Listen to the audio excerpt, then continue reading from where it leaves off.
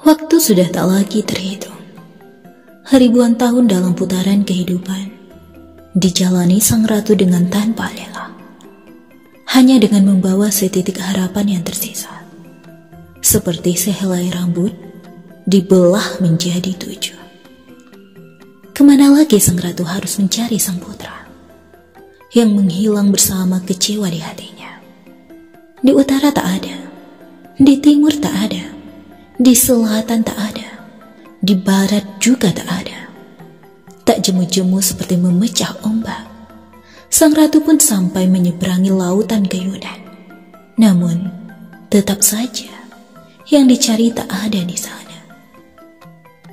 Sang ratu pun merintih sendiri di kegelapan. Berderailah air mata kepedihan. Tangisan darah pun membanjiri lautan malam. Sampai matanya putih karena memandang, tak tega melihat penderitaan sang ratu. Sang bayu pun membawakan sajak-sajak kerinduan sang ratu ke segenap ruangan dan waktu. Sang ratu pun akhirnya sampai di ambang waktunya dan sudah tak lagi bisa menangis. Senyuman pun telah lama hilang dan menjadi beku. Apalagi saat dunia mengenang kejayaan juga kemuliaannya di masa lalu. Dia memang dikenal sebagai ratu adil.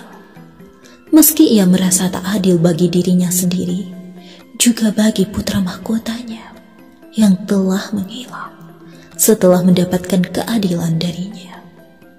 Dia adalah memang ratu adil. Dunia pun mengakuinya. Bahkan cerita Cina pun mencatatnya dalam sejarah. Tapi, adilkah ia menurut Sang Maha Adil? Kesedihan sang ratu akhirnya memang tak pernah berujung. Sesaat setelah hatinya teriris di puncak keadilannya, kerinduan tak lagi sanggup menjaga hatinya.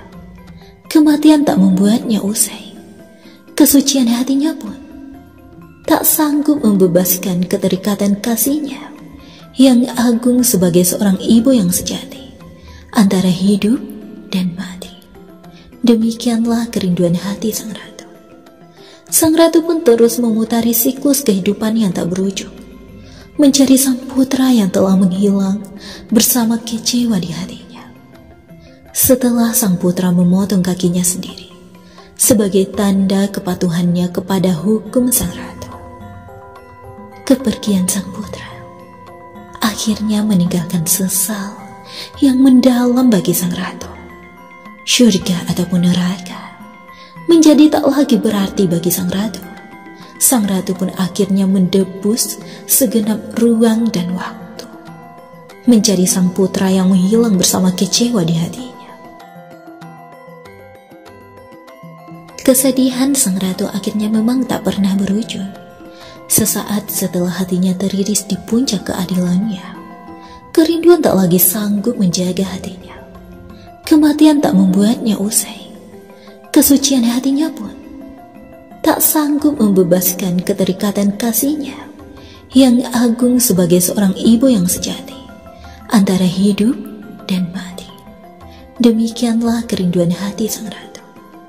Sang ratu pun terus memutari siklus kehidupan yang tak berujung, mencari sang putra yang telah menghilang bersama kecewa di hatinya.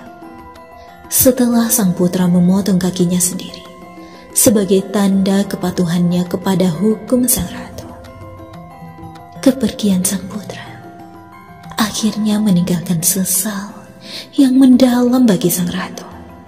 Syurga ataupun neraka menjadi tak lagi berarti bagi sang ratu. Sang ratu pun akhirnya mendebus segenap ruang dan waktu, mencari sang putra yang menghilang bersama kecewa di hatinya.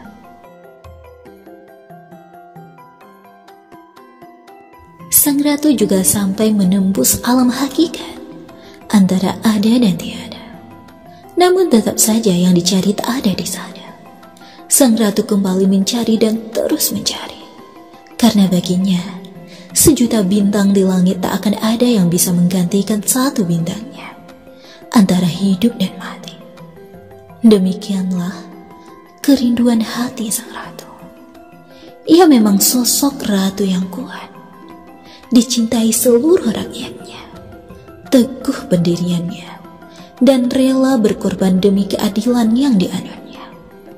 Namun demikian, ia juga tetap sosok ibu yang lembut dan rapuh, ditinggalkan sang putra. Kerajaannya memang layak bersinar terang pada masanya, karena memiliki seorang ratu yang cantik, anggun, teguh pendirian, cerdas, tegas, dan juga memiliki kelembutan hati yang luar biasa. Kembali menyusuri sang waktu, mencari sang putra yang menghilang, mencari dan terus mencari. Bersama kenangan ngidam, buah kecapi yang manis asam, harum segar saat mengandung sang putra, sejenak mampu menghibur hati sang ratu yang tak lagi utuh. Sang bayu pun tak putus-putusnya mengirimkan sajak kerinduan sang ratu, segenap ruang dan waktu.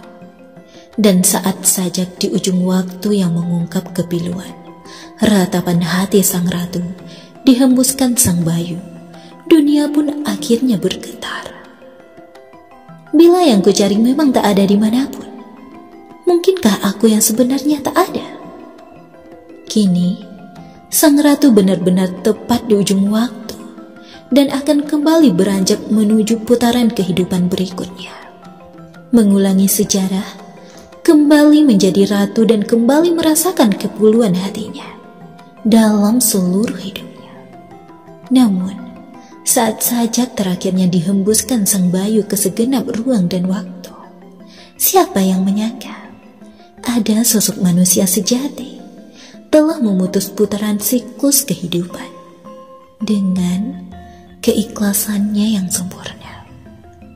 Dan dengan putusnya putaran waktu, maka sang ratu pun akhirnya mendapatkan keadilannya yang sejati. Tak hanya sebagai sang ratu, tetapi juga sebagai sosok pribadi, sebagai seorang ibu. Seluruh semesta pun akhirnya berubah. Dunia baru dan cakrawala baru datang membawa damai bagi seluruh makhluk. Tak ada lagi keterikatan dan kisah yang berulang. Semua lebur dalam keikhlasan manusia sejati. Tapi, siapakah manusia sejati itu? Tak ada satupun yang mengenal sosoknya, tak juga bintang di langit, kecuali sang ratu yang tiba-tiba merasakan jiwanya bergetar bahagia. Hanya sang ratu saja yang ternyata mampu mengenali ketulusan hati sosok itu. Meski tak bisa melihatnya, akhirnya sang ratu pun tersenyum untuk yang pertama setelah ribuan tahun kehilangan senyumannya. Adalah berkah dan anugerah dari Sang Maha Adil. Kerinduan hati sang ratu akhirnya lebur dalam keikhlasan yang sempurna.